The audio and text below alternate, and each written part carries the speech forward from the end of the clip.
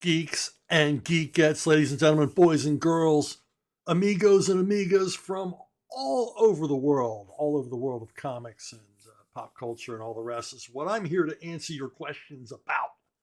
This is where you get to ask me, a world renowned, world famous, world recognized, celebrated everywhere I go, comic book writer Chuck Dixon. You get to ask me about what I do for a living, and what I do for a living is I write comic books. So let's not delay 1 second more. Although I delayed 1 second more by saying that too slowly. And I delayed 3 more seconds by explaining it. Hey, let's stop right there. Ace Mowick. Some fans have videos covering these clickbait top 10 lists of the best stories of this character and say they aren't as good as previously thought. For example, I used to enjoy Batman A Long Halloween and Batman Hush a lot, but upon recent readings, I see that both are more style over substance. It can be chalked up to personal taste, expanding, but have you as a fan ever experienced reading something that you put on a pedestal, you came back after a long period of time and it just doesn't do it for you as much? Well, this happens a lot in comics due to the age we read them and everything else, and the fact that, well, once upon a time anyway, we read them periodically. We read them as they came out on the newsstand. An example I can think of is Tomb of Dracula, long running horror comic at Marvel in the 70s. I read it religiously. I looked forward to it each month when it came out. Gorgeous artwork by Gene Colan and Tom Palmer throughout. And, I went back and tried to reread it recently and wasn't as impressed. I think it was fun to read this as in its serialized form and look forward to it, but each month. But when you read the stories in a row as like a continuing epic of arcs, it disappoints. The art doesn't disappoint, but the story kind of disappoints. Particularly toward the end of the run when I assume sales were flagging and Stan said, make this more like a Marvel comic. Like ridiculous things like Silver Surfer started showing up in a comic book about Dracula. So, this happens. This happens. Some things, for me anyway, I mean, maybe if you were to read this fresh today, never heard of it, never read it before, maybe you'd enjoy it. And it's not to say that it's not well crafted and well written and everything else. It just lacked the zing that I felt it had when I was reading it periodically. And, these things happen. I can also say the same, and poor Tom Palmer, I can also say the same for John Buscema's Avengers run, which I just, again, another comic I followed religiously and read every month and enjoyed. And I look back and it's good enough superhero stuff, but and I can see why I enjoyed it at the time, but it just doesn't hold up reading it story after story after story. There's this sense here, as there are in many comics, that the stories are just kind of spinning their wheels, just sort of drama for drama's sake. There's nothing organic about the stories. And that's what I gotta say. Now this isn't always the case. I've gone back recently because of the beautiful Taschen reprints of the Spider-Man Ditko run, and I reread them. I loved these as a kid. These are an enormous influence on my comic book writing to this day, and I saw things to marvel at, things that I didn't see before, things that when I read them as a kid and I enjoyed them sort of instinctually, I can see now why I enjoyed it. I can see now the mechanics, the workings behind the scenes as Ditko constructed these stories, and then Stan Lee applied dialogue to them and everything else. So I gotta say, Spider-Man, the Ditko run held up for me. And there's no run in comics that I hold in higher esteem than the Spider-Man run. So if I was going to look back on a series I enjoyed in its original form, or I enjoyed when I was younger, and find it failed to meet my expectations, this would have been the one. This would have been one because I hold it on, in such high esteem, as I said. But it didn't. It still fascinates me. The creative process visible, in this as Steve and Stan capture lightning in a bottle here. As far as Long Halloween and Hush, well, anyway, let's move on. Comic 616. My question is about the fight in two-part between Frenchie and Killer Shrike, Mark Spector, Moon Knight, 10 to 11, and number 34. Do you remember what your intention by breaking Frenchie's legs and to bringing him close to amputation? To show the dangerousness of Killer Shrike and add thickness to acts of vengeance? To show Frenchie was too confident and make Mark feel guilty? Put him aside temporarily to introduce the pilot Montana. Acts of Vengeance was a cross company deal, and every comic in the Marvel Universe had to address Acts of Vengeance in the same month. And basically, it was a change partners and dance hero villain thing. The point of it was the heroes were to meet villains they had never encountered before. That's a cool company-wide crossover because it's completely open to interpretation. It's an utterly high concept. And you just pick the 3 bad guys you want off the list and they give them to you. I chose rather late, so I ended up with these 3 characters. No regrets. I think I did a good job. Infamously for me, this is the issue 10 of Moon Knight is the one that got me in trouble with Mark Grunwald, as I have explained in other podcasts. But it was fun to write. But I really like Killer Shrike as a bad guy because he's a really bad guy. He's really dangerous. He's always been presented that way, and I wanted to add some resonance to that. So I have him cause the moon copter to crash, and Frenchie's legs are injured, and he is near death at the end of the issue. And in fact, it's left in question at the end of issue 10 if he's still alive. Now in issue 11, Frenchie is still non-compos mentis or hors de combat, so he can't be flying Moon Knight around. And of course, Moon Knight has to be flown around in some sort of conveyance, be it the moon copter, which is now crashed and ruined, or whatever. So in this African adventure, which begins in issue 11, he basically hires, because Mark Spector was a mercenary, he hires a mercenary helicopter pilot named Montana, and he's a American guy where he flies around in a helicopter, wears a cowboy hat, and all that stuff. And I needed a replacement for Frenchie. I needed a replacement vehicle. I mean, I didn't have any long range plans for Montana or anything else. I just thought he's kind of an interesting character. He's kind of cool. Stick him in the story. Now, why did I break Frenchie's legs? Exactly for the reason you said, because it sort of raises Killer Shrike's street cred that he almost kills a character. It adds a frisson of authenticity to the story, and makes it, to my mind, more impactful, and also gave me some ongoing problems for Moon Knight logistically to have to deal with. In other words, how am I going to get to places without the mooncopter and without my pilot Frenchie? And gave me subplots to deal with. I mean, these are all things you have to think about. And really, this is my first monthly superhero book that I'm working on, that I'm like committed to. That I wrote it for 2 years, and I'm on the book. I'm expected to keep the sales up, expected to keep the readers interested. So I'm thinking long term. I'm going to build this subplot and that subplot, this complication, this thing to deal with, this event, which will resonate later and show up again later. And more on this in a second, as you get a twin spin.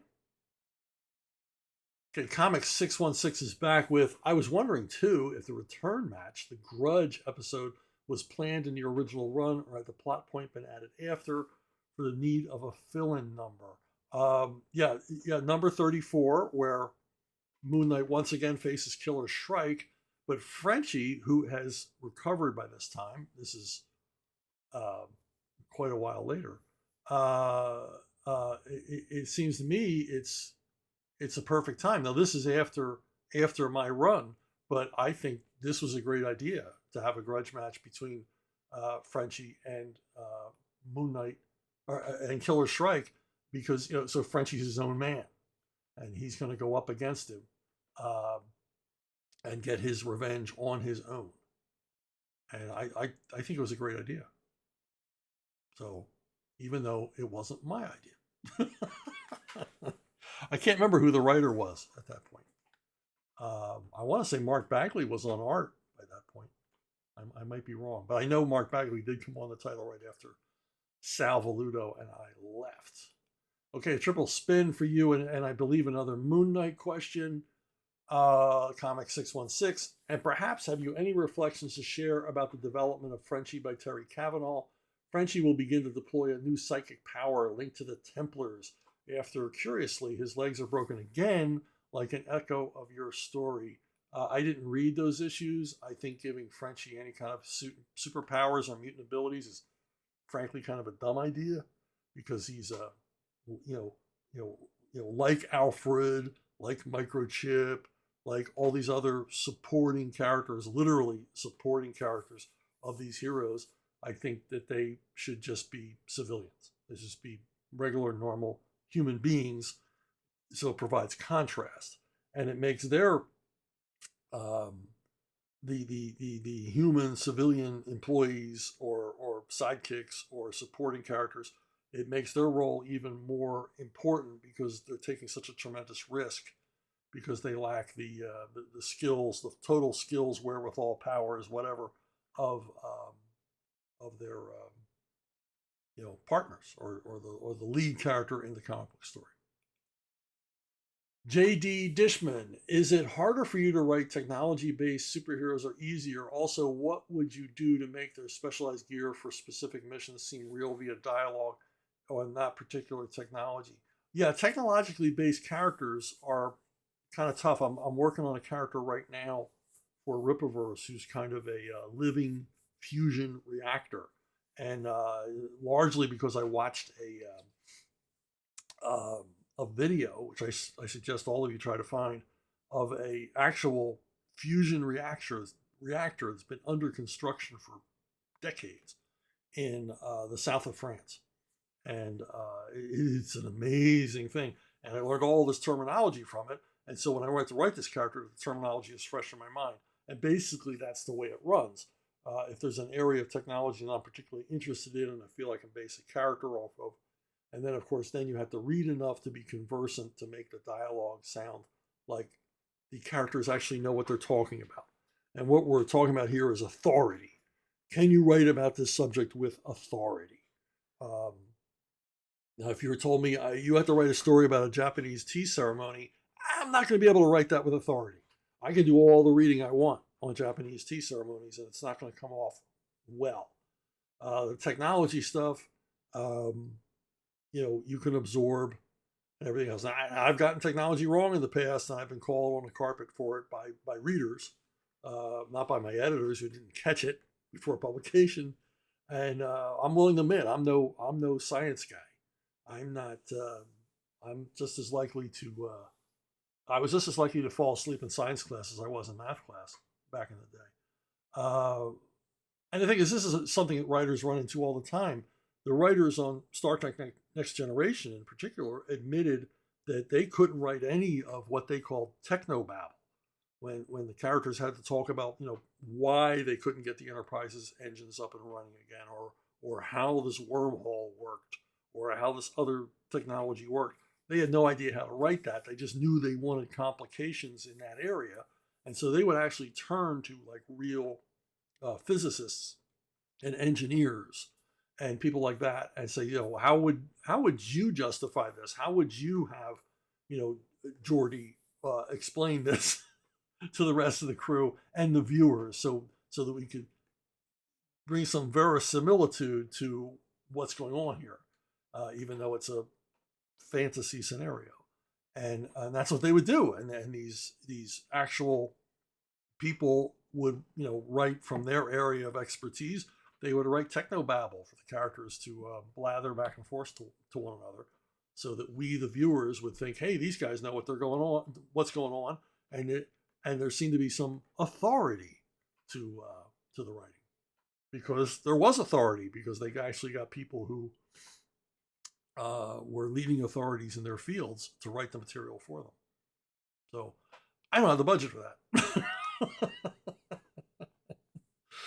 I can't afford to pay some nuclear physicist for an afternoon of his time to write me my silly dialogue. So I gotta wing it. Ulysses, I love that name. I have a question about epilogues. I understand that an epilogue in books or comics is meant to be a wrap up to the story, but my question is, why label it as such? Why not just add the scene as the last chapter in a book, or last page, or pages of a comic, without adding a headline that says epilogue? Is the writer or editor worried the readers can't tell what the scene is as they read it? Yeah, I mean, I try to stay away from prologues and epilogues because they're rather pretentious. I think when I first started writing, I wrote a few. In fact, the first epilogue I ever ran into was in a Jack Kirby Stan Lee monster story back when I was a kid, and I learned the word epilogue. And I used it once in conversation with my sisters and some of their boyfriends who were, they were all older than me. And one of them said, "You know what an epilogue is?" Because I was like 7. So, but I never use prologues and epilogues. Now I do use epilogues, but like as you said, I will just label them as the final chapter. Levon's trade ends in a rather poignant epilogue, but I just make it the last chapter. And often in my Levon Cade series, I will, because Levon Cade is he's acting as a singular individual. A lot of times he doesn't do any follow-up, to the horrific events that he's just participated in. And so often I will end sometimes with a newspaper clipping. My final chapter will just be a clipping from a newspaper that covers in, vague journalistic cliches what we just saw. And a lot of times I quite frankly use those news clippings for humor, because you've just seen the bloodbath that Levon has been a part of. And then the newspaper clipping is so, lukewarm, milquetoast description of what we just saw that I feel it provides some, if not humor, at least irony. And so I will do that, but I won't label it an epilogue because it just seems so hoity-toity literary. It also seems like you're afraid of your own ending, so you're going to get some distance from. I'm not real sure about the ending of the story, so I'm going to give myself some distance by calling it an epilogue. Same thing for the prologue. Like, I don't know how to begin this story, so I'm going to write this prologue and sort of soften the reader up for chapter 1. I don't believe in that. Just get into the story and tell it. When the story's over, get out. Jack Elmy, the great Jack Elmy. After listening to your latest Ask Chuck Dixon episode, I couldn't resist sharing with you the most egregious info dump I've come across from KSAR number 5, September 1974. Enjoy. Yeah. The info dump, which someone, info dump or intro dump, which someone asked about in a previous episode. This is bad. This is a great example. KSAR is being set upon by Neanderthals, some kind of brutish big guys, and he's fighting them. And while he's fighting them, he reviews his own origin. This is why I don't like 70s superhero comics for the most part. It was like, you got paid to write this? No. It's just awful. There's nothing cinematic here about the storytelling. This is not comics. This is just a picture with a bunch of information jammed into it. I mean, we're supposed to believe. I mean, I like to think that when you're reading a comic, when I'm writing a comic, I'm in control of the time.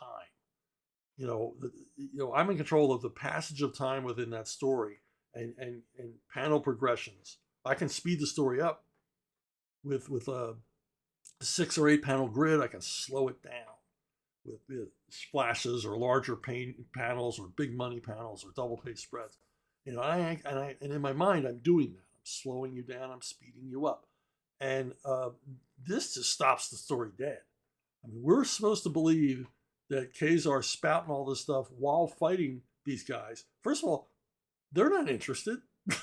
In fact, we're not even sure they can understand what he's saying. I mean, looking at these guys, I don't think English is their first language. I think grunting is their first language. So, what is the point of this? Why would you do this?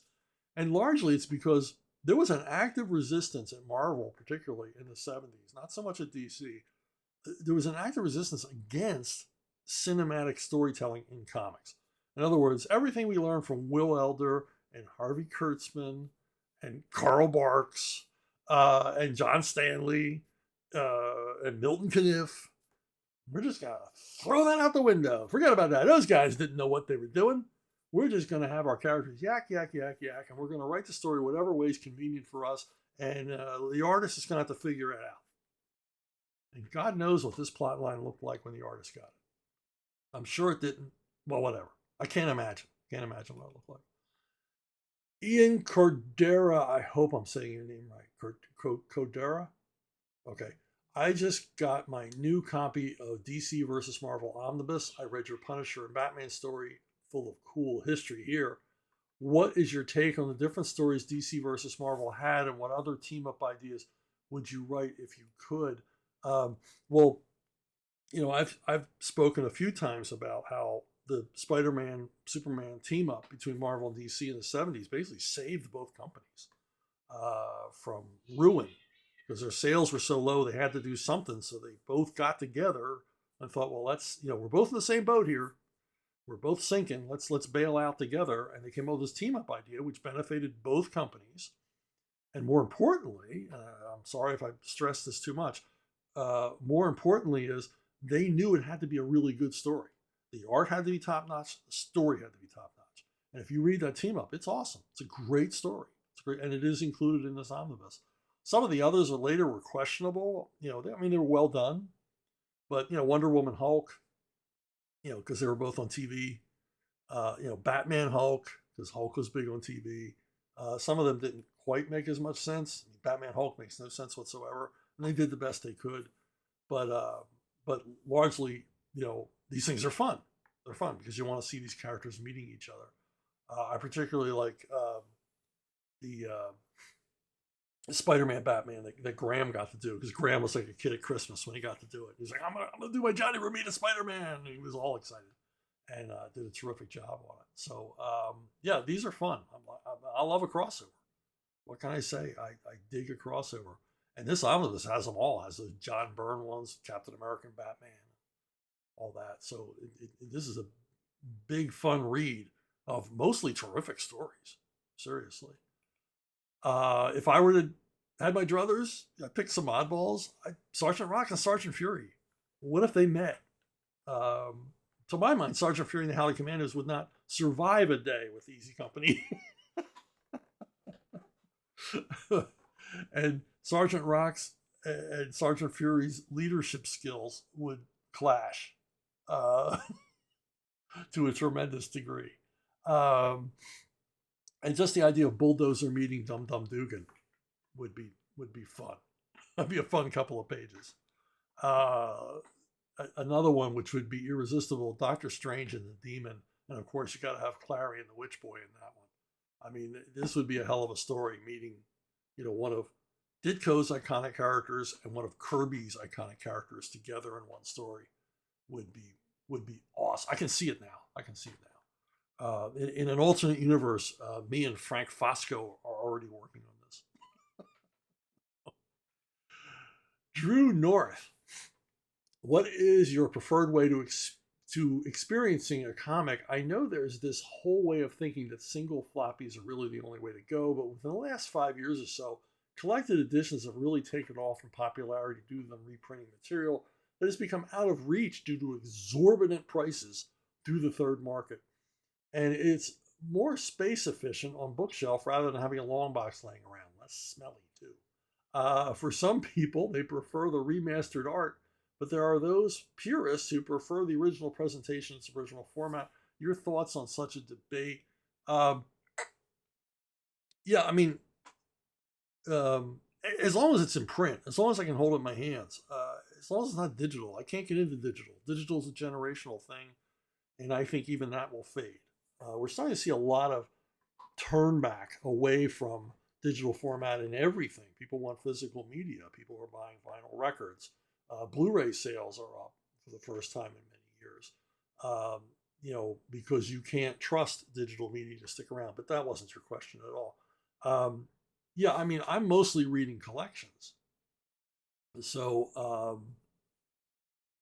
and I'm not a purist as far. I mean, there are people that like they get into the condition of the comic, the age of the comic, everything else. And yeah, I got a closet full of old comics, largely from the 50s, early 60s, largely war and western, and I bought them, back when they were reasonably priced, um, because I wanted to read them.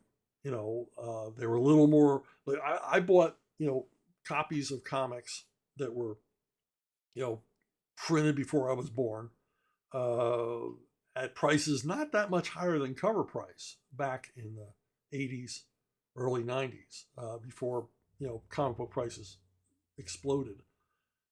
And I bought the first appearance of the Haunted Tank in GI Combat for $1.75. I mean, the comic is worth like $1,500 now. But I just wanted to read them. I didn't care about the, yeah, I bag and board them so they don't smell, so they don't fall apart. But I'm really more want to read them. I'm collecting them to read them. I'm not collecting them to have a full run. I'm not collecting them because of their condition or historical significance or anything else. I just want to read them. But lately, they've been reprinting a lot of this stuff, and I'll just buy the reprint. So it really doesn't make any difference to me. In fact, I sold a lot of my vintage comics when as they reprinted stuff. I'm like, oh, I'm never really going to look at the vintage comic again. And there's a nostalgic reason for going back and looking at it. And I saw recently that some companies are doing facsimile editions of like 50s horror comics, and they look great. They look great. They're on the original paper. It's like holding the old comic. It's like holding a mint copy of the old comic right off the stands. And it's like that's attractive and that's cool. And if you like that, that's neat. I was tempted to buy them myself, except I have all of those stories in hardcover and paperback collections. So I don't want to keep rebuying the same comics over and over again. So yeah, in its purest form, back in the day when millions of kids and young adults were reading comics, yeah, it was fun. You were part of a thing, that you were going to the newsstand, you were going to the drugstore, and you were buying that comic every month and reading it in that format. And that was cool. But it doesn't matter. I just want to see the artwork. And especially when they restore it, because let's face it, with the crappy paper the comics were published on back in the day, you lost a lot of the color, you lost a lot of especially line clarity on the inking, things like that. I mean, comics were pretty poorly printed for the most part, outside of Dell Comics. Dell Comics were always well printed, well done. Colors always in register. But Marvel, especially Charlton, the quality varied. DC did pretty good. It's weird because DC and Marvel were going to the same printer, same press, but Marvel always came off, tail end Charlie on print quality. And I think that's largely because Marvel was always handing their stuff in so late to the printer.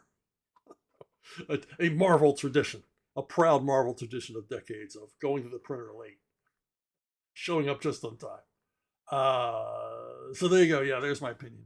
As I went off on a million tangents there, but you folks say you like that.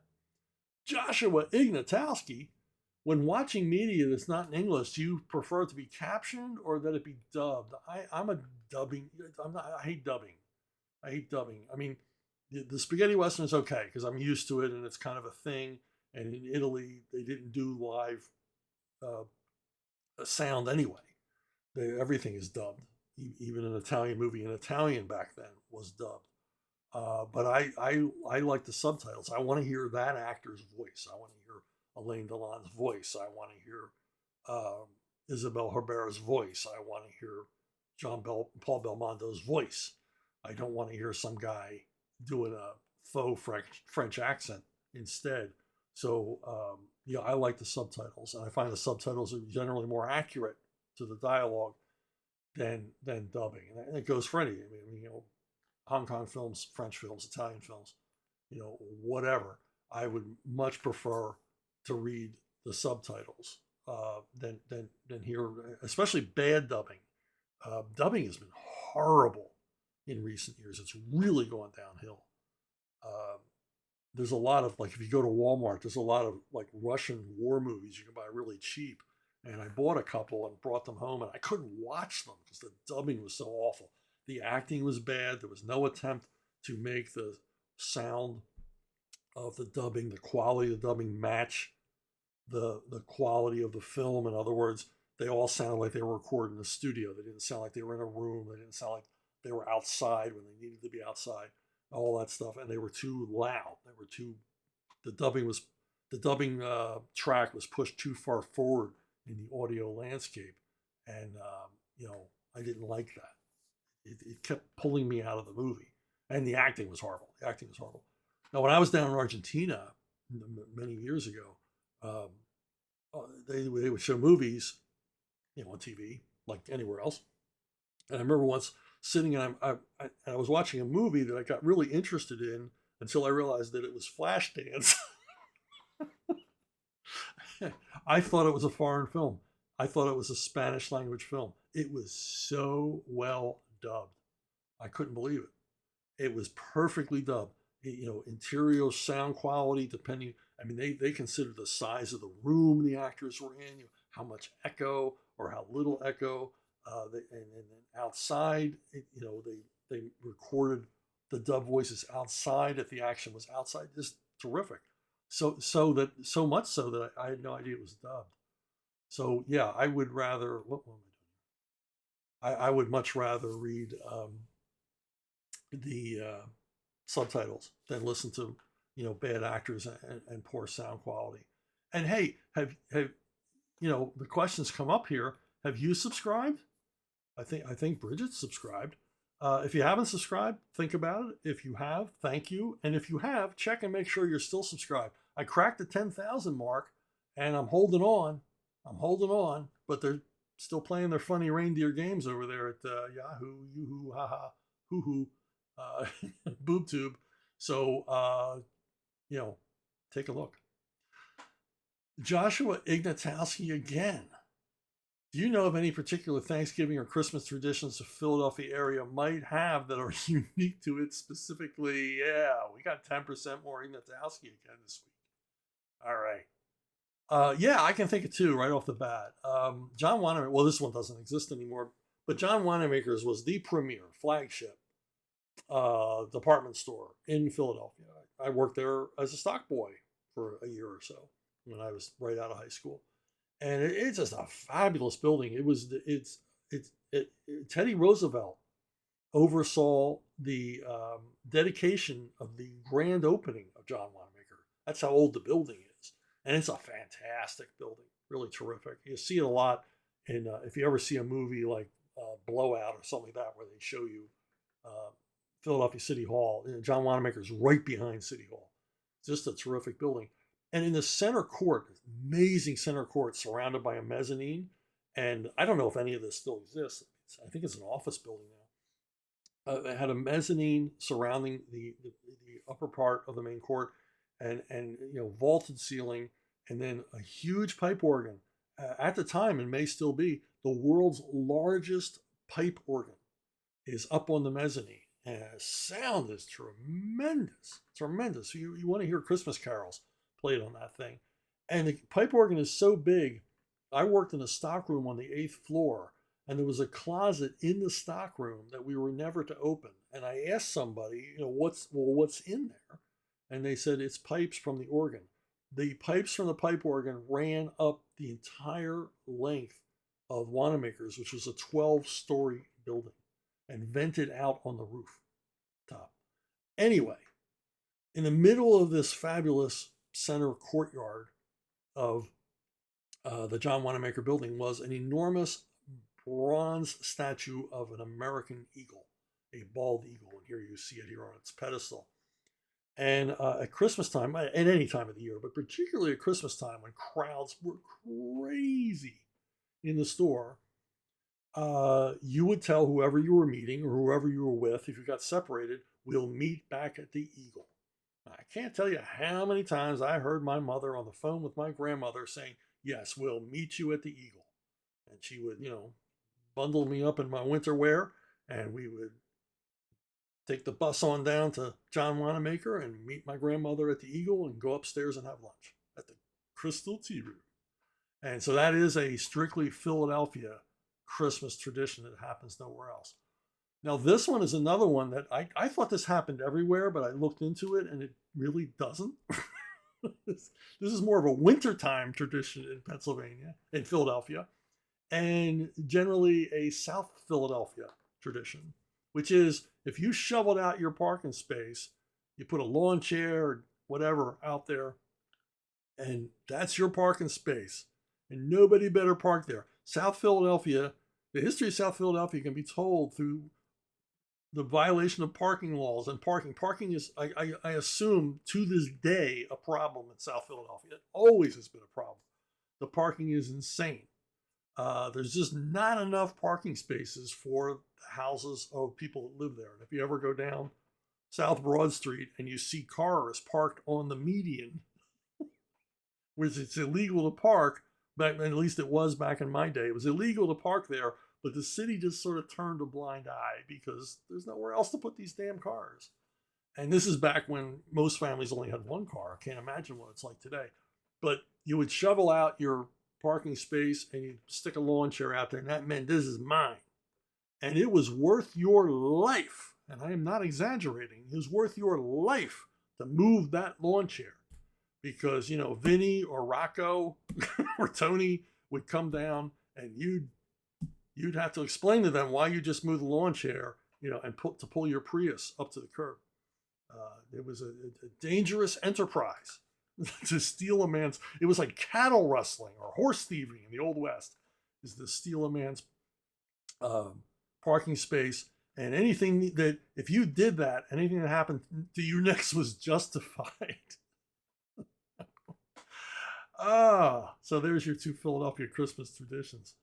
Brandon Mosley, are there any plans to continue Winterworld, or is that property tied up with IDW? The cliffhanger after Frozen Fleet raised a lot of questions and intrigue, and I'd love to see where that was going. Also, if Winterworld were to be a movie or television series, who would you want to see cast for your main characters? When IDW, I think, still has the rights, because I think I'm not sure. I'd have to look into that. It's because it's been a number of years. Now, rights revert to me after 5 years, according to the contract, publication rights. I mean, myself and Jorge Zafino's estate own it. We own all rights, but we licensed it to IDW for a period of, whatever. And rights revert to us if they haven't done anything with it in 5 years. I don't think they have. I mean, unless they have it on digital and they can claim digital as publication, they might be able to do that. Now, no one's more disappointed than I was. I wrote a 12th issue of Winterworld. I was really excited about it because, as you say, it was a cliffhanger. And the cliffhanger, not to spoil it for anybody, was that Win and Scully, the two main characters in the story, are separated. And Win is taken away. And what happens next? And issue 12 was going to be divided between a story about Scully and what happens after issue 11, and a story about Win and what happens to her after that story. And this was exciting. And I'm probably going to make you mad and disappoint you for even just telling you this, but Steve Epting was going to draw the Scully portion. And the great American artist, Steve Epting, I don't want to move Steve down the marquee here, was going to do the first part. And the Win part was going to be done by the great Italian comic book artist, Pasquale Frazenda. Pasquale actually drew a couple of pages. And before IDW said, hey, stop doing pages, this book's canceled. It's like, it would have been nice if you told us. But yeah, I mean, I would love to go back and do some more of this. I would love to go back and finish telling that story. And I might just do that someday. As far as casting, I don't know. I don't concern myself that much with casting. The only casting choice I was ever concerned with was who was going to play Levon's daughter in Levon's Trade, because, I got some skin in that game. And I thought, if they don't cast the right child actress, this whole thing goes to hell. And they cast a marvelously talented young woman to play Mary Cade, and I couldn't be happier. But, in any case, I don't like to play this game because it's like, I can go, well, this guy would be great, and then he sucks, or I wouldn't want this guy to play him, and then he's fantastic. How many comic book fans are upset about Hugh Jackman playing Wolverine? He's too tall. And now all those same people love Hugh Jackman as Wolverine. Can't wait to see Wolverine. Played by Hugh Jackman over and over and over again, and will be horribly upset if they ever cast anybody else. So I really can't play the casting game, and I don't know. It's not fun for me. M. Sparks, you often discuss alternative comic book genres, war, western, science fiction, etc. Is there any particular genre which you feel isn't suited to the comics medium? I really can't think of one. I can't. I mean, if you were to present any genre to me, I would go, I'll take a crack at it. It'd be a challenge to present this genre in comics. I really can't off the top of my head because most of them have been covered. And I think my 2-word argument against the idea that there might be a genre that cannot be explored in the comics medium is golf manga. there are many mangas and apparently animes about golf done in Japan, and baseball and basketball. And someone I mentioned recently, was there a manga about cricket? Somebody informed me, one of you fabulous folks who listen here, informed me that yes, there is a cricket manga. It's done in Bangladesh. And boy, would I love to see a copy of that. So if we have any Bangladeshi listeners, if you could hook me up on where I can see one of those cricket mangas, I would dearly love to see that. But yeah, I don't think any genre is off limits for the comic medium, just like for movies or whatever. Gian Kurji, what is the worst time for superhero comics, the 90s or now? To me, it's clear that now is way worse off than the 90s. I see a lot of channels who still like the current Marvel content over attacking the 90s from time to time, overcompensating. Maybe. Yeah, I think, they're running down the 90s because that's the last time that overall, consistently, comics were really good. You had people running the companies in the 90s who were actually concerned with quality and things like that. And the 90s is the era before the indifferent crowd show up, the people who, the careerists and opportunists and tourists show up to take over the comics industry, and people that really don't give a rat's ass about comics. They just, for whatever reason, want to ruin them for us. So yeah, of course, the current crop of creators and critics and yes men and zombies are going to look back at the last great period in American comics and go, they suck. They really, so look at that, they sucked. And of course they're going to do that. They're going to, but it's not true, is it? If you've read comics in the 90s, they were, for the large part, created by dedicated, earnest creators, and stuff being done at Marvel and DC back then is fantastic. Largely, I mean, and when it's not fantastic, at least competently done. It's entertaining. It's well crafted, and you can't say that in general about the output of the big two today.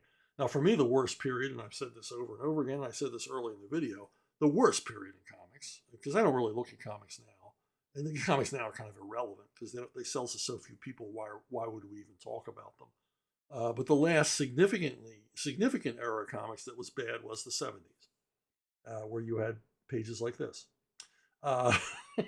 where it's like, once again, the basics of comic storytelling, the basics of cinema storytelling, visual storytelling in general, are just thrown out the window to sort of just ham-handedly put these stories across.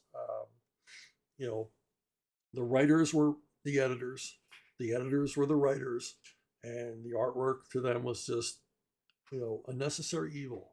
We need this artwork, but we're going to ignore it.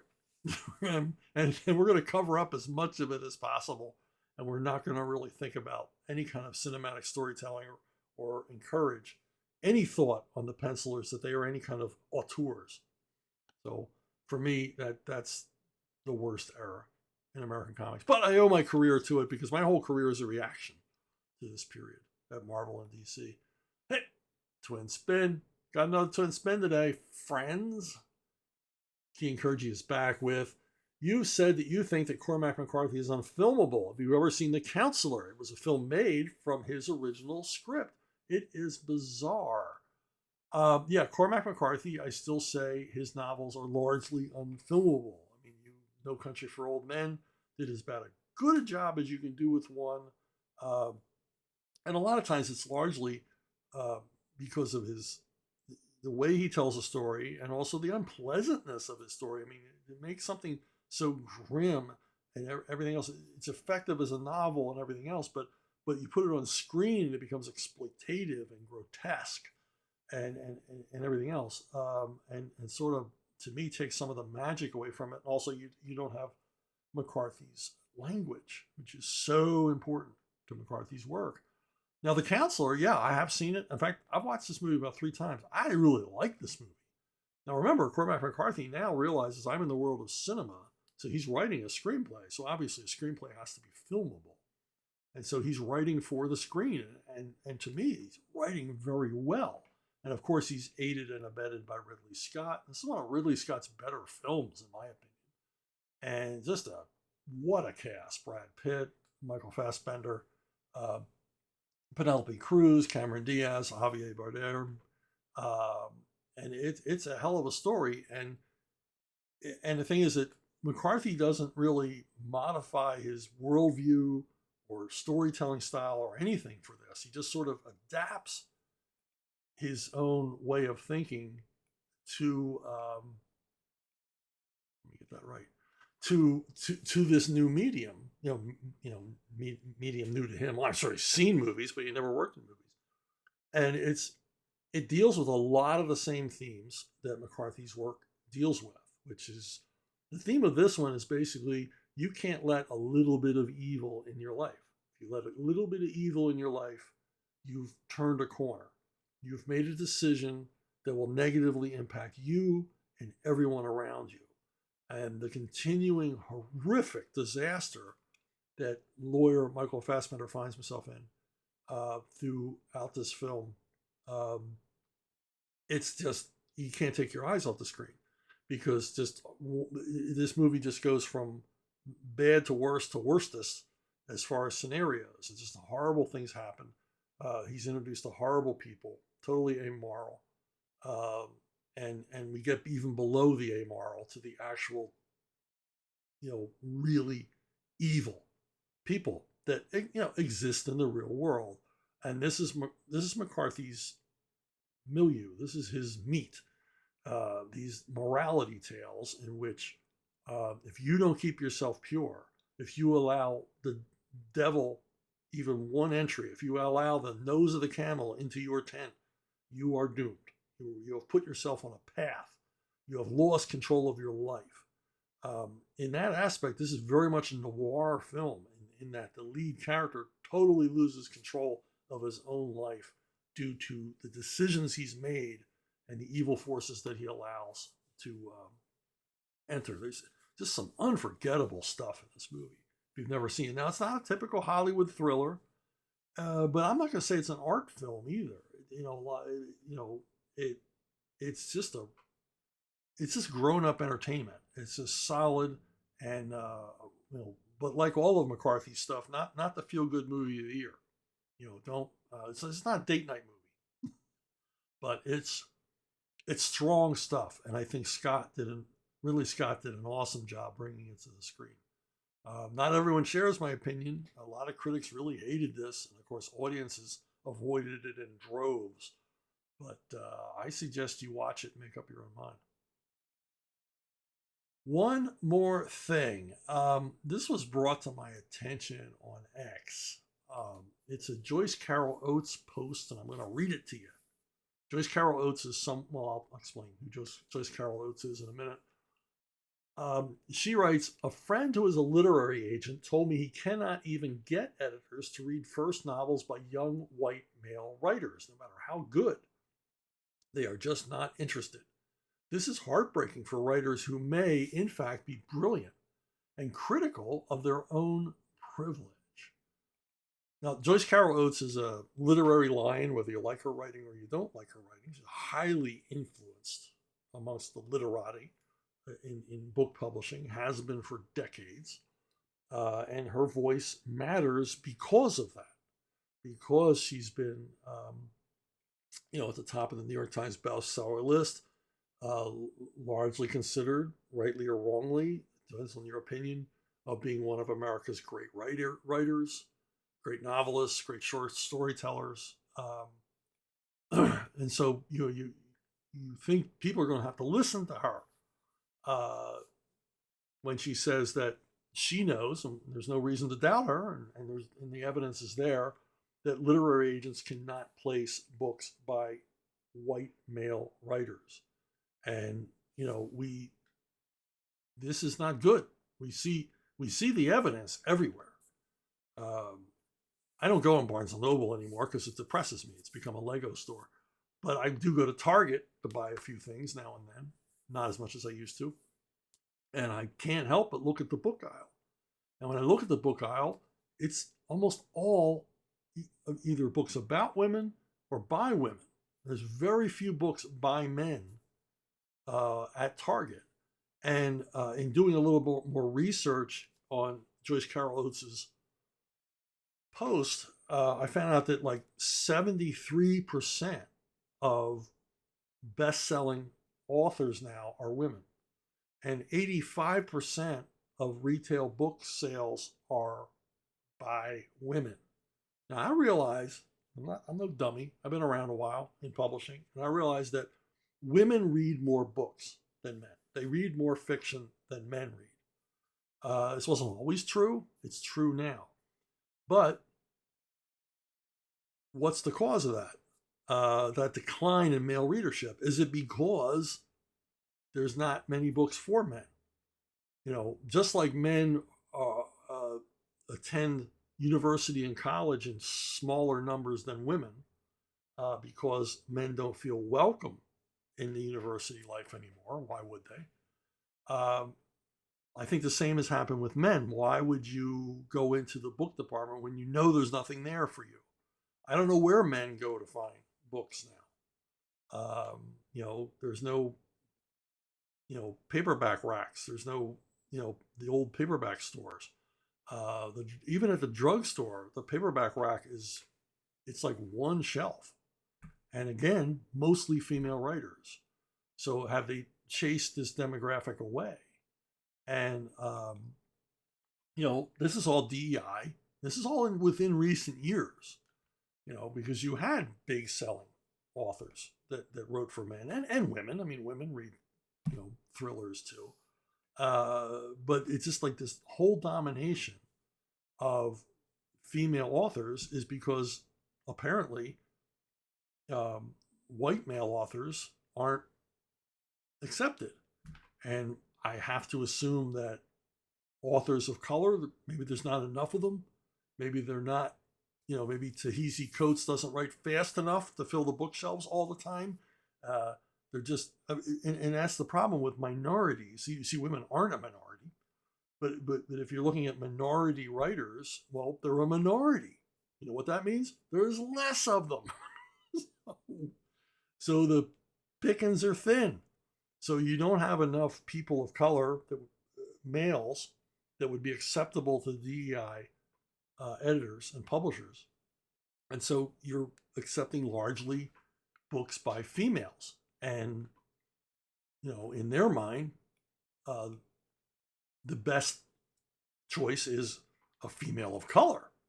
And so then these things get pushed.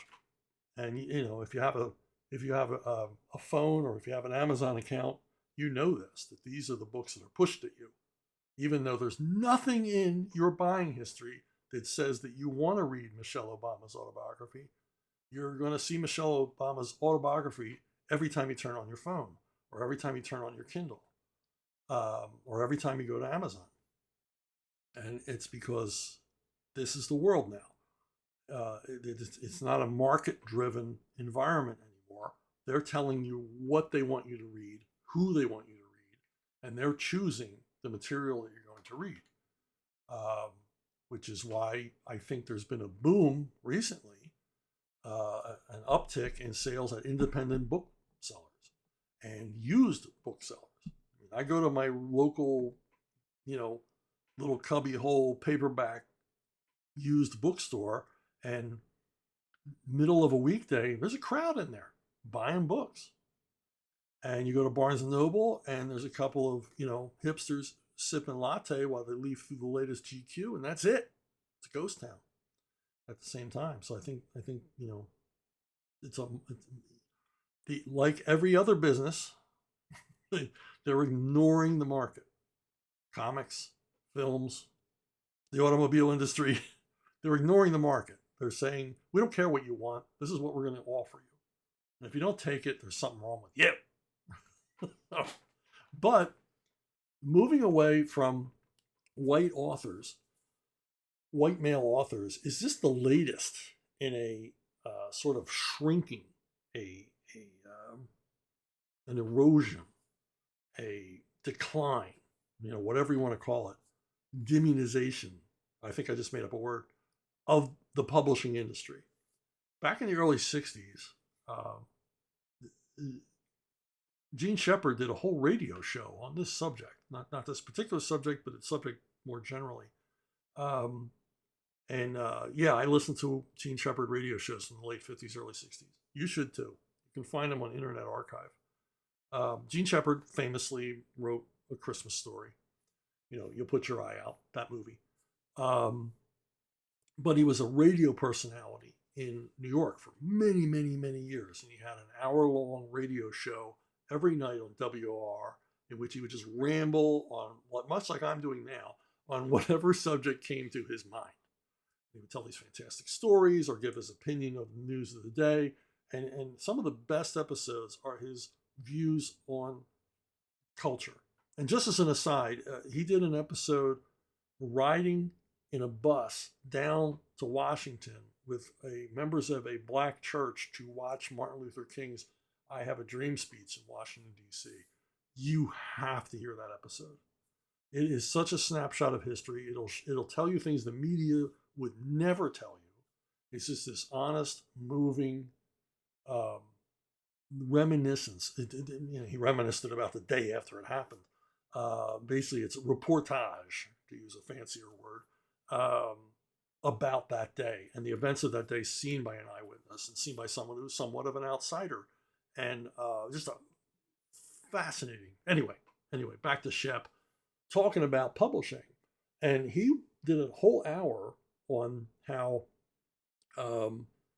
publishing had shrunk down to New York City.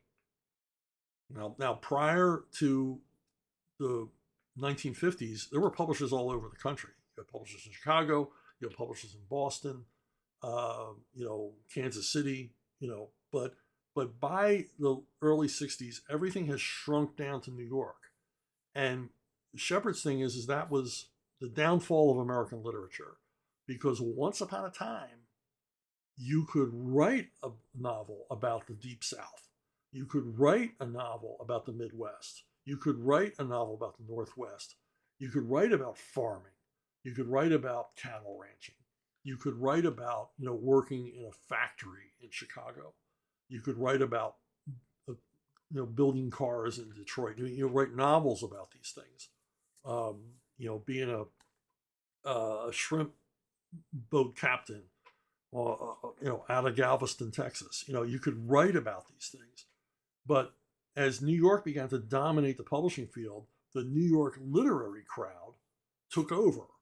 And they thought that, the readership only wanted to hear their viewpoints, their cosmopolitan New York, Northeastern opinions.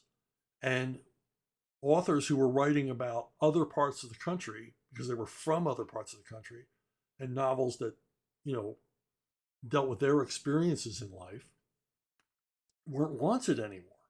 They thought the reading public doesn't want to read about, somebody riding the rails from Natchez to Mobile anymore. They don't want to read those stories, and so they began to just shrink it down. And then the only way you could write about places outside of New York is if you were writing genre fiction, science fiction, horror, or detective stories or westerns. And of course, the literary crowd just look down upon that's just trash. We don't care about that. We don't care about. But real literature has to be written by people who went to Yale, who went to Harvard, who went to Columbia, who live in New York, who live in Manhattan, who live at the right address. Not Brooklyn, not the Bronx. We don't want to hear from them. Just people within our circle. And these are the only people that matter. And they became the gatekeepers. Every publisher is a gatekeeper, but these became the gatekeepers with a very, very narrow gate. You had to be Truman Capote or you weren't getting through that gate. You couldn't be Bret Hart. You couldn't be William Faulkner. You couldn't be these guys who wrote about other parts of the country, John Steinbeck, people like that. You couldn't be that. Joyce Carol Oates is one of these. She's a New Yorker, or she's part of I don't know where she's from originally, but she's part of the New York crowd. And you see this if you look at the bestseller lists, as Shep did, of the time. New York Times bestseller list is dominated by people who write only the stuff that the New York literary crowd approved of. And what happens is book sales collapse. If you look at bestseller lists from the 40s and 50s, you'll see books you recognize, even if you've never read them. You'll know them because they were made into a movie or they were talked about. And these were considered literature, but were bestsellers because the reading public wanted to be challenged. They wanted to read about other parts of the country, other parts of the world. They wanted to read these things.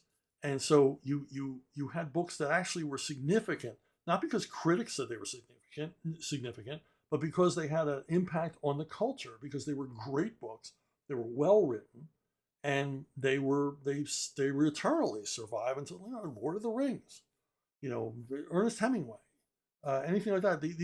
And they weren't genre. Well, Lord of the Rings is, but they weren't genre fiction necessarily. You didn't see genre fiction on the New York Times bestseller list. You look at the New York Times bestseller list today, it's all genre fiction. It's all genre fiction because the American literature, popular literature, it's over. That day is over. Why? Because they shrunk the market. Now they're shrinking the market even further down to women, and then hopefully women of color. And how are they going to shrink it down even further? Well, we can see that. Women of color who are gay. What's next? Women of color who shave their head. Women of color who drive Toyota Celicas. All the books have to be by them. And you're shrinking it down and you're leaving the audience behind. You're ignoring market forces. And this is the reason why we are where we are today. And what Joyce Carol Oates points out is, she's kind of calling the fire department after the house is already burnt down.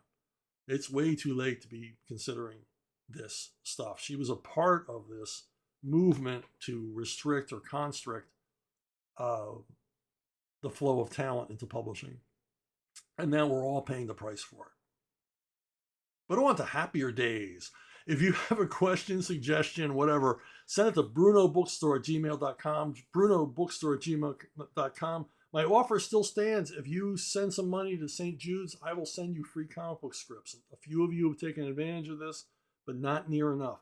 You go to St. Jude's, Google it, St. Jude's Children's Hospital, and if you give them a little money, give them $1, give them $5. One of you gave them $500.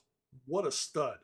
Okay, I gave him a lot of scripts, and I will send you scripts, but you got to go to brunobookstore.com, or brunobookstore at gmail.com, and let me know, hey, I threw a few bucks to help kids live, to help kids survive cancer. Can you send me a couple of Batman scripts? And I will do it without fail. That's it for me this week. I'm anxious to see how long this one ran. I think this one ran a little long. But that's it for me this week. Thanks for listening. Thanks for watching. Thanks for subscribing and liking. And thanks for giving to St. Jude's if you have done that. And I will see all of you, I hope, down the road.